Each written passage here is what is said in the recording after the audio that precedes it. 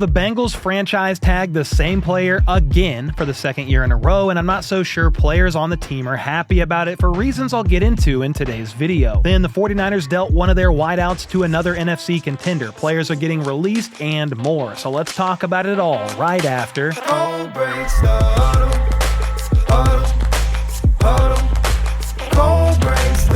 Alright, first up, over the weekend, it got announced that the San Francisco 49ers are set to be trading Deebo Samuel to the Washington Commanders in exchange for a 5th-round pick. I did blink twice when I read that it was a 5th-round pick, but considering he's about to be 30, the wear and tear on his body based on how he's been used throughout his NFL career, and the fact that he's still going to cost the Commanders $17 million, it's probably the best that San Francisco could get out of him. Deebo requested a trade after last season. The Niners then gave him permission to seek one out, and last week, the Texans and Commanders were reportedly going after him aggressively, then voila. To Washington, he will go. Washington is set to take on the remainder of his contract, which, as I just mentioned, is a little over $17.5 million for the 2025 season.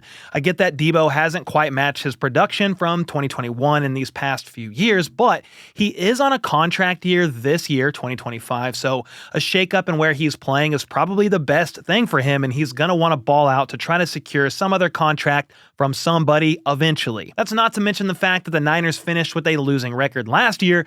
Meanwhile, the Commanders made it to the conference championship and have Jaden Daniels on a rookie deal with the ability to build around their very talented quarterback, so Deebo is definitely going to a pretty good situation. Plus, we all know that Deebo can line up anywhere, even in the backfield, which would give Washington's already dynamic offense a new dynamic that could in theory open things up even more for Scary Terry. Next up, several veteran players have either been released today or appear to be heading in that direction with their current teams. The first big one was Eagles corner Darius Slay. Assuming he's a post-June 1st cut, this will save Philly around $4.3 million against the cap. And while Slay has been a phenomenal player throughout his career, making 6 Pro Bowls and 1 first-team All-Pro, he is 34 years old, which is considered ancient for a cornerback in the NFL. Plus, they hit big time on 2 picks last draft, Cooper DeJean and Quinyon Mitchell, and that is definitely the future of their secondary. So that makes parting ways with Slay easier, and I wouldn't be surprised now if Slay ends up retiring. It's a definite possibility considering his age,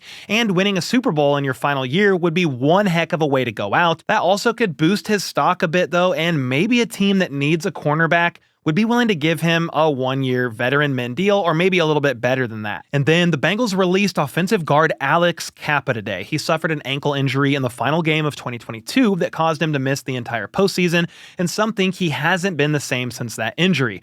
I mean, if you take a look at just last year, he led the entire league in sacks allowed, pressures, and hurries allowed. So yeah, unfortunately, I think the writing was on the wall for him after the year he just had, since he will actually free up $8 million in cap space to move on from him. So this was a no-brainer all the way around move, as they need to get some quality pieces that can aptly protect Joe Burrow. But even after saving $8 million, finding a quality replacement is going to be easier said than done when you take a look at who the Bengals need to pay this offseason. And that brings me to one of the biggest stories today, which is the Bengals officially placing the franchise tag on T. Higgins for the second year in a row. It's not really a surprise. There's been rumblings of this for a while now. The belief has been, and seemingly continues to be, that the Bengals' preference is to work out some sort of a long-term deal with T rather than having him play out another year on the tag. He's set to earn $26.2 million this season if no deal is reached, and he does end up playing on the tag. They could also tag him and trade him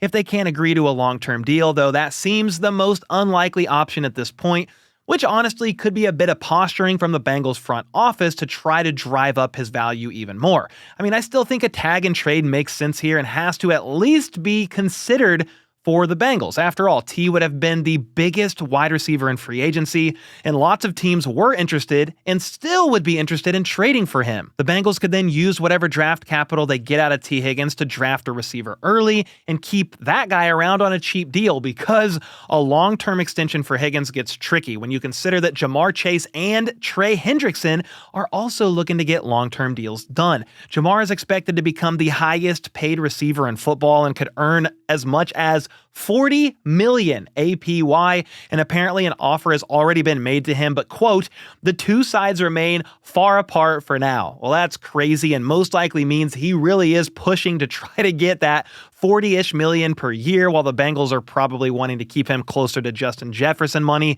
$35 million a year. I'd imagine they end up meeting somewhere in the middle eventually, most likely. And honestly, I can't imagine T. Higgins being all that happy. Sure, the franchise tag is guaranteed money, but it's not guaranteed long-term money, which is why he wants a long-term deal. I mean, imagine being T. Higgins. I understand we're talking about somebody making millions of dollars, but still, he was eligible for an extension after year 3, no deal, finished year 4, got tagged, played a year on the tag, and got franchise tagged again. I understand the end goal is for this team to get a long-term deal done with T. Higgins, but with Trey Smith, when the Chiefs tagged Smith, they said, hey, all the reports basically said, hey, they are very close to a long-term deal. That is not what's really being reported here. And T. Higgins himself, he told everybody, I'm going to keep y'all updated in free agency. I'm going to let y'all know first. Well, the next tweet after that was 2 weeks later. Cap. Here's what he said Cap to. He was talking about the Bengals wanting to get a long-term deal. Tobin. He said, our preference with T. Higgins is to do a long-term agreement. Always has been. It continues to be. And we'll work hard to get that done. That is the director of player personnel, Duke Tobin. When he said that, T. Higgins said cap, meaning doesn't seem like things were as close as it initially appeared to be. So the tag ends up happening. It's going to be $26 million. We'll see if they get a long-term deal done. I've already talked about some scenarios that could play out, but not everybody is happy about this. Jamar Chase, who's in negotiations himself, shared this on his Instagram story. A picture of Joe Burrow with the side eye. Tag T. Higgins. Looks down here with this little guy saying, what? People are not happy about this. It's safe to say that much. So the question is, can they get a long-term deal done or not? On top of all that, by the way, Jeremy Fowler thinks Trey Hendrickson could get above $30 million a year. Joe Burrow is already making $55 million a year. So how they plan on paying all these people what they want and probably deserve is beyond me. And that's not to mention the amount of work the defense as a whole still needs. Now, let's just say T does get $30 million per year on a new extension and Jamar gets around 40. You would be paying 3 players on the same side of the ball a combined $125 million per year when you add in Burrow, which is almost half of the entire salary cap. I just don't know how you feel great about doing that when your defense ranked 25th in both points and yards allowed last season. Let's move on to talk about another player who hasn't yet been released, but it's certainly trending in that direction. It was reported this afternoon that unless Tyler Lockett and the Seahawks can agree on a revised contract with a reduced cap hit, all signs point to him being released this week. John Schneider, the Seahawks GM, was asked at the Combine if Lockett would be returning, and he definitely, if you look at his quote here, did not seem all that confident that the veteran wideout will be back for his 11th season with the team. Lockett has been with the Seahawks for his entire 10-year career, with over 8,500 receiving yards and 61 touchdowns over that span. He's actually second all-time in all those categories in Seahawks history, and while he has remained relatively healthy for most of his career, his production did drop off this past season. He caught 30 less passes for nearly 300 less yards and 3 less touchdowns than he did the year prior. Well, the second-year emergence of Jackson Smith-Njigba really pushed him to be the clear-cut wide receiver 3 in that offense, which obviously makes him much more expendable. That's a sad reality of the business. A guy plays in the same city for 10 years, but could see himself on the way out because they've just got other players, and you really can't blame the Seahawks when you realize releasing him will save the team $17 million, which is a piss ton of money to be giving a 33-year-old wide receiver 3. So maybe Lockett comes to that realization himself, opts to do some sort of a rework deal and stay with the team for the rest of his career. Another player worth mentioning who isn't getting released, but rather extended soon, maybe, is Micah Parsons. He and the Cowboys have reportedly been negotiating an extension as he's currently set to become a free agent at the end of the 2025 season. Well, that's obviously not going to happen, though you never truly know when it comes to Jerry Jones. He is a rather unpredictable individual. I mean, sure, if they can't agree to a deal this offseason, they could place the franchise tag on him at the end of next year. That's what they are planning on doing with their defensive tackle Osa Odighizuwa this offseason if they can't reach a long-term deal with him. So that is certainly an option, though I imagine both sides would prefer things get done sooner rather than later. That will all depend on if they can agree on some terms or not. Dan Graziano from ESPN predicted that Parsons is going to receive a 4-year deal worth up to $180 million. That would be $45 million per year, which would make him the highest paid defensive player by far. That would have him making $11 million more per year than Nick Bosa, who is the current leader in that category. So of course, the cap is going up every year, so it may not be as outrageous as it sounds initially. $45 million per year or not, Parsons definitely has a strong case to be the highest paid non-quarterback in the league.